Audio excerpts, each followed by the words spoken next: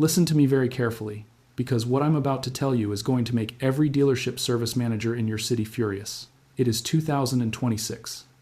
You're driving down the highway, and you glance in your rearview mirror, and you see it. That ghostly, oily, blue-tinted cloud puffing out of your exhaust pipe every time you accelerate. Your stomach drops. You check the dipstick a week after your last oil change, and you're already a quart low, then half a quart, then another. So you do what any reasonable person does. You take your beautiful, reliable Toyota, your Honda, your Lexus, your Subaru, the car that was supposed to last you 300,000 miles, and you pull it into the service bay of your local Stealership. The technician in the clean polo shirt plugs in a scanner, does a compression test, sucks air through his teeth, and walks back out with that look. That practiced, sympathetic, predatory look. And he says the words designed to drain your bank account in 2026. He says, "Sir, ma'am, I'm so sorry. Your piston rings are dead. The engine is worn out. You're looking at a full rebuild. We're quoting you $4,000. Maybe $4,500 with machining. $4,000. In a year where eggs cost what a steak used to cost, where rent is eating 60% of your paycheck, where a brake job is now $800 on a Corolla. They want $4,000 because of a dead engine. I'm here to tell you, with every ounce of conviction in my body as a mechanic who has been turning wrenches on Japanese iron for decades, that diagnosis is a lie. Your rings are not dead. Your engine is not worn out. There is nothing mechanically broken inside that block. What is actually wrong with your car can be fixed for $3. $3 of liquid chemistry from any auto parts store, a bottle of B12 Chem Tool, or a homemade 50-50 mix of automatic transmission fluid and acetone. You pour it into the cylinders, you wait one night, and the blue smoke disappears. Compression comes back, the car runs like new. A $4,000 repair neutralized by a $3 can of solvent, and the dealerships have been hiding this from the American public for 15 years. The auto repair lobby in 2026 wants you to think pouring solvent into a cylinder is dangerous, irresponsible, reckless, that you'll blow up your engine. It isn't dangerous. It's basic carbon chemistry. It's the exact same principle Japanese master mechanics in Osaka and Nagoya have been using since these low-tension ring engines were first designed in the late 90s. But, as always, what I'm sharing here is for educational and historical observation purposes only. You make your own decisions about your own vehicle. Now let me explain to you why this is happening. Because you deserve to understand the engineering. You deserve to know exactly how the system was rigged against you. There are 3 principles of internal combustion that the Stealerships are praying you never learn. Principle number 1. Modern Japanese engines, starting roughly around 1998 and accelerating heavily through the 2000s and into the 2010s, were built with what the engineers call low-tension piston rings. In the old days, in your grandfather's small block Chevy or your father's straight 6, the piston rings were thick, heavy, aggressive bands of cast iron that pressed outward against the cylinder wall with tremendous force. They scraped the oil down ruthlessly. They were durable, almost indestructible, but they created enormous internal friction, and friction is the enemy of fuel economy. So when the EPA and the Japanese government and the European emissions regulators started squeezing manufacturers for every fraction of a mile per gallon, Toyota and Honda and Nissan responded by engineering thinner, lighter, springier rings. These low-tension rings press against the cylinder walls with a fraction of the force of an old ring. That reduces parasitic drag, the engine spins more freely, you get an extra 1 or 2 miles per gallon on your sticker, and the manufacturer hits the regulatory target. That's principle 1. Principle number 2 is oil thermal breakdown.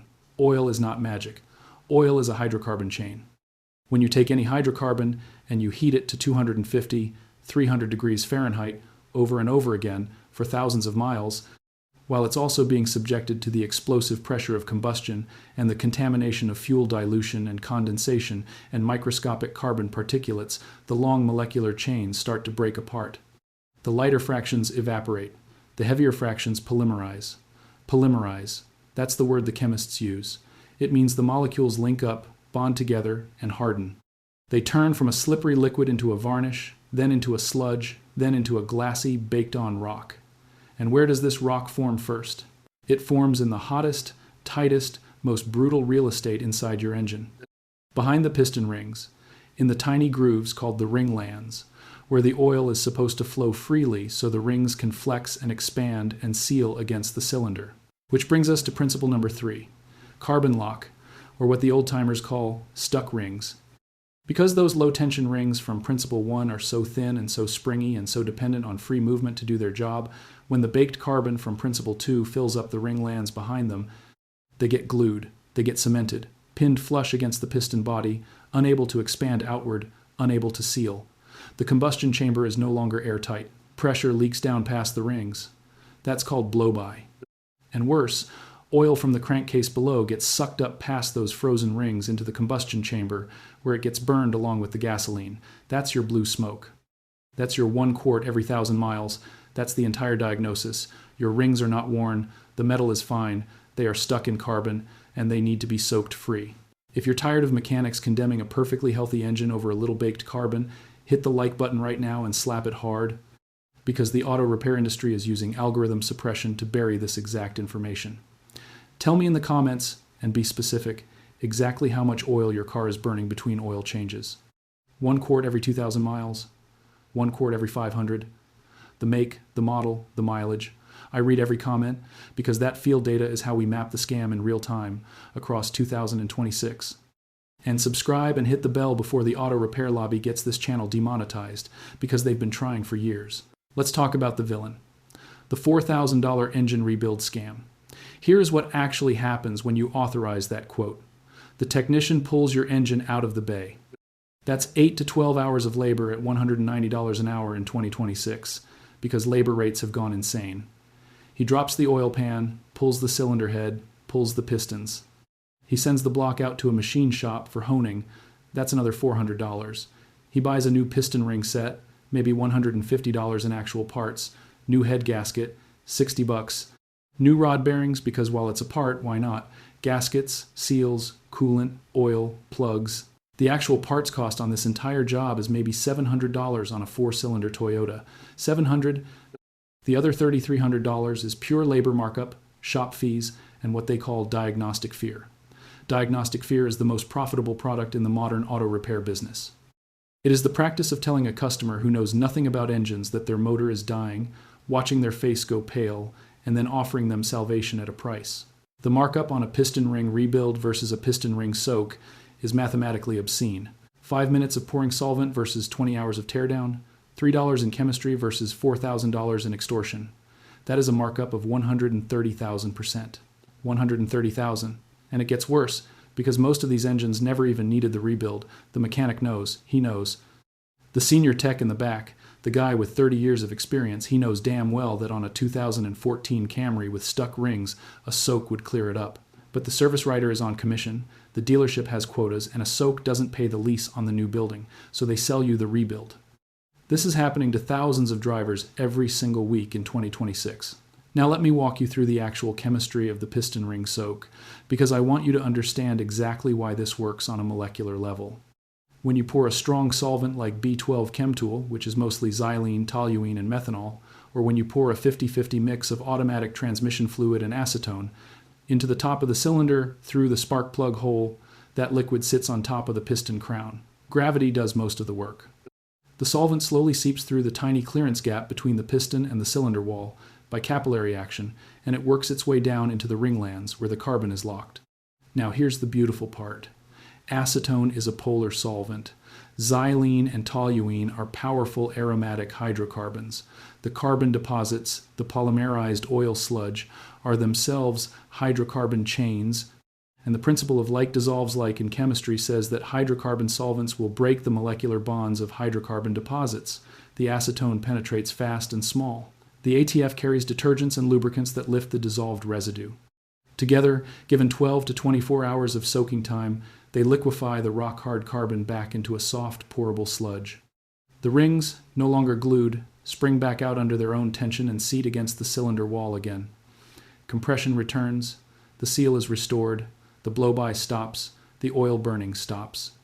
The blue smoke clears, and not a single piece of metal was machined, replaced, or even touched. Here is how you do it, step by step, and this is for educational and historical observation purposes only. You decide what's right for your machine. Park the car on level ground when the engine is fully cold, not warm, cold. Pop the hood. Find your spark plug wires or your coil packs on top of the valve cover. Label them, take a picture with your phone so you remember which one goes where. Disconnect them carefully. Use a spark plug socket, usually 5/8 or 13/16, with an extension, and remove every single spark plug. Set them aside in order. Now you have open access straight down into each combustion chamber.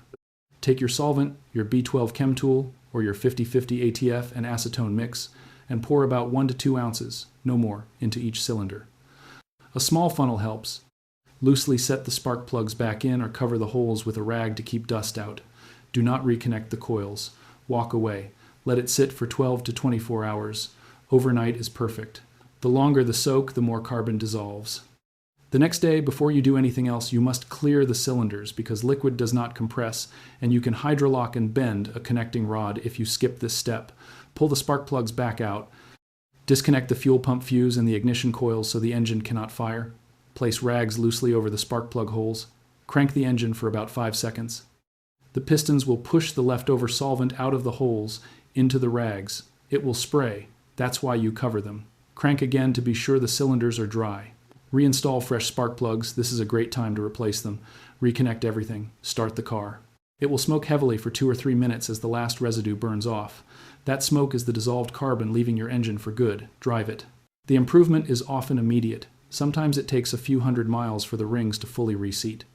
Listen to me. The repair industry in 2026 is built on a mountain of diagnostic fear, planned condemnation, and the public's complete loss of mechanical literacy. They count on you not knowing the difference between a worn ring and a stuck ring. They count on you trusting the man in the polo shirt. Stop trusting. Start learning.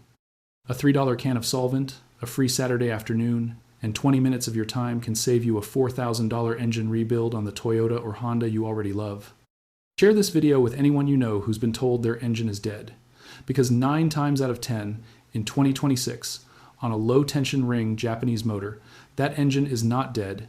It is just choking on carbon. Subscribe, hit the bell, drop your oil consumption numbers in the comments, and I will see you on the next one. Stay sharp, stay skeptical, and stop letting the Stealerships rob you.